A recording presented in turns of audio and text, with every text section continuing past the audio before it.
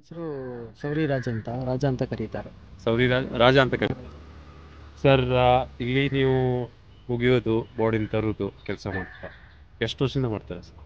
ನಾವು ಚಿಕ್ಕ ವಯಸ್ಸಿಂದ ಇದೇ ಮಾಡೋದು, ಹುಟ್ಟಿದ್ದು ಬೆಳೆದಿದ್ದೆಲ್ಲ ಇಲ್ಲೇ. ನನ್ಗೆ ಗೊತ್ತಿದ್ದು ವಯಸ್ಸಿಂದ ಇದೇ ಮಾಡ್ತಾ ಇದ್ದೀವಿ.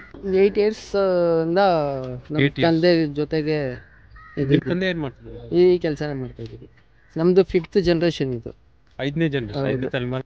ಎಲ್ಲ ಮಕ್ಕಳೆಲ್ಲ ನಾವು ಹುಟ್ಟಿದಿಲ್ಲೇ, ಮಕ್ಕಳು ಹುಟ್ಟಿದಿಲ್ಲೇ, ಅವ್ರಿಗೆ ರೂಢಿ ಆಗ್ಬಿಟ್ಟಿದೆ.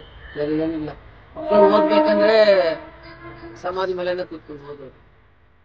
ಮತ್ತೊಂದು ಸರ್, ಅವ್ರಿಗೆ ಇಲ್ಲಿ ಸ್ಯಾಟಿಸ್ಫ್ಯಾಕ್ಷನ್ ಆಗಿ ಮಾಡಿ ನಾವು ಸಮಾಧಾನದಿಂದ ಅವ್ರನ್ನ ಕಲಿಸ್ಬೇಕು. ಸಮಾಧಾನ ಮಾಡಿ ನಮ್ಮ ಕೈನಲ್ಲಿ ಎಷ್ಟಾಗ್ತದೋ, ಯಾಕಂದರೆ ಅವ್ರಿಗೆ ನಾವು ಏನು ಕೊಡೋಕ್ಕಾಗೋದಿಲ್ಲ.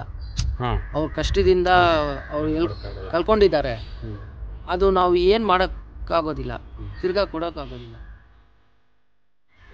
ಇಲ್ಲ ಇಲ್ಲೇ ಇದ್ದು ವೆಯ್ಟ್ ಮಾಡಿಬಿಟ್ಟು ಊರಿಂದ ಬರಬೇಕಂದ್ರೆ ಏನಾದರೂ ವ್ಯವಸ್ಥೆ ಇದೆಯಾ? ಇಲ್ಲ ಹಂಗಿಲ್ಲ. ಇವಾಗ 1 hour ಲೇಟ್ ಆಗ್ತದೆ ಊರಿಂದ ಬರೋಕ್ಕೆ. ಇಲ್ಲೇ ವೆಯ್ಟ್ ಮಾಡ್ತಾರೆ ದೇವಸ್ಥಾನ ಹತ್ರ. ಆಮೇಲೆ ಪೂಜೆ ಗೀಜೆ ಅದು ಇದೆಲ್ಲ ಮಾಡೋಕ್ಕೆ ಅವ್ರು ಬಂದುಬಿಡ್ತಾರೆ. ಆಮೇಲೆ ಮಾಡಿಬಿಟ್ಟು ಹೋಗ್ತಾರೆ. ಅಂದರೆ 6 ಗಂಟೆಗೆ ನೀವು ಕ್ಲೋಸ್ ಮಾಡಿದ್ರೆ ಸ್ಟಾರ್ಟ್ ಆಗೋದು ಯಾವಾಗ? ಬೆಳಗ್ಗೆ ಮಾರನೇ ದಿನ ಎಷ್ಟು ಗಂಟೆಗೆ? 7 o'clock. 7.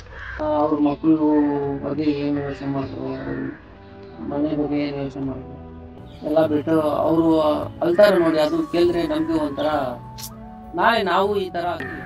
ಯಾಕಂದರೆ ದೇವ್ರು ನಮ್ಮನ್ನ ಎಲ್ಲಿಟ್ಟಿದ್ದಾರೆ, ನಮ್ಮ ಮೇಲೆ ಇರೋ ಲೈಫ್ ನಮ್ಗೆ ಬೇಕಾಗಿತ್ತು, ಕೆಳಗಿರೋ ಲೈಫ್ ಬೇಕು. ಯಾಕಂದರೆ ನಾವು ಅಲ್ಲಿಂದನೇ ಬಂದಿದ್ದೀವಿ. ಇದೆಲ್ಲ ಮಾಡೋಕ್ಕೆ ಅವ್ರು ಬಂದುಬಿಡ್ತಾರೆ. ಆಮೇಲೆ ಮಾಡಿಬಿಟ್ಟು ಹೋಗ್ತಾರೆ. ಪ್ರಾಣ ಕೊಟ್ಟಿದ್ದಾರೆ, ಆದರೆ ಒಬ್ಬರು ಕೆಲಸ ಮಾಡಬೇಕು ಇಲ್ವಾ? ನಮ್ಮ ಕೆಲಸ ನೋಡ್ಕೊಂಡು ಇದ್ಬಿಡ್ಬೇಕು ಅಷ್ಟೇ. ನಾಳೆ ಏನು ಮಾಡ್ತಾ ಇರೋದ್ರಿಂದನೇ ಪ್ರೈಮ್ ಮಿನಿಸ್ಟರ್ ನಮ್ಮ ಮನೆಗೆ ಕರೆದು ಮಾತಾಡಿದ್ರು. ಆ ಚಾನ್ಸು ಲೈಫಲ್ಲಿ ಯಾರಿಗೂ ಸಿಕ್ಕೋದು. ಎಷ್ಟು ದೊಡ್ಡ ವ್ಯಕ್ತಿಗಳಿದ್ದಾರೆ ನೋಡಿ.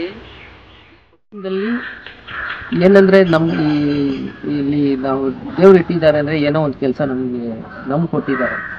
ಆ ಕೆಲಸ ಪೂರ್ತಿ ಮುಗಿಸ್ಬೇಕು ನಾವು ಹೋಗ್ಬೇಕು. ಎಜುಕೇಷನ್ ಏನಂದರೆ ಒಂದು ರೀತಿ ಎಜುಕೇಷನ್ನು ನಮಗೆ ತುಂಬ ಇಂಪಾರ್ಟೆಂಟು. ಹಾಂ, ಎಜುಕೇಷನ್ ಇಲ್ಲಾಂದರೆ ಈ ಕಾಲದಲ್ಲಿ ಏನೂ ಮಾಡೋಕ್ಕಾಗೋದಿಲ್ಲ. Education important. ಎಲ್ಲ ಎಜುಕೇಷನ್ ಬೇರೆ ಆಫೀಸ್ ಕೆಲಸ ಹೋಗ್ಬಿಟ್ರೆ ಈ ಕೆಲಸ ಯಾರು ಮಾಡೋರು? ಗೊತ್ತಾಯ್ತು.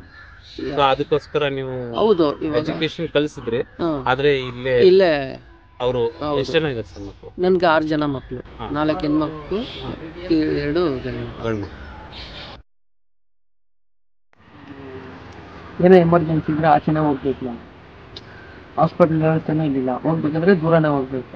ಇಲ್ಲಿಂದ ಶಿವಾಜಿನಗರ ಹೋಗ್ಬೇಕು ಏನಾದರೂ ಎಮರ್ಜೆನ್ಸಿ ಹಾಸ್ಪಿಟಲ್. ಬೋರಿಂಗ್ ಹಾಸ್ಪಿಟಲ್ ಇತ್ತು.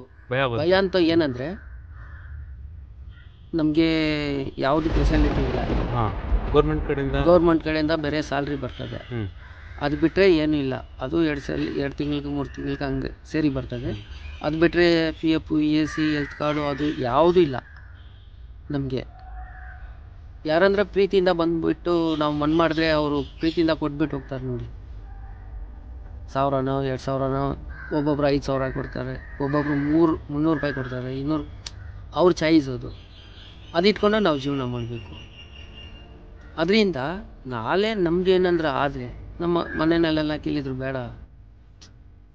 ಲೈಫಲ್ಲಿ ಎಷ್ಟೋ ಜನ ಈ ಕೆಲಸ ಮಾಡ್ತಾರೆ. ಲೈಫಲ್ಲಿ ತುಂಬ ಜನ ಇಡೀ ನಮ್ಮ ಇಂಡಿಯಾದಲ್ಲಿ ಔಟ್ ಆಫ್ ಸ್ಟೇಷನ್ ಎಲ್ಲ ಮಾಡ್ತಾರೆ. ಯಾರಿಗೆ ಸಿಕ್ಕಿದೆ ಏನೂ ಗೊತ್ತಿಲ್ಲ, ನನಗೆ ಸಿಕ್ಕಿದೆ ಅದು ಭಾಗ್ಯ. ಹೋಗಿ ಕಾಶಿಯಲ್ಲಿ ಈ ಕೆಲಸ ಮಾಡೋಕ್ಕೆ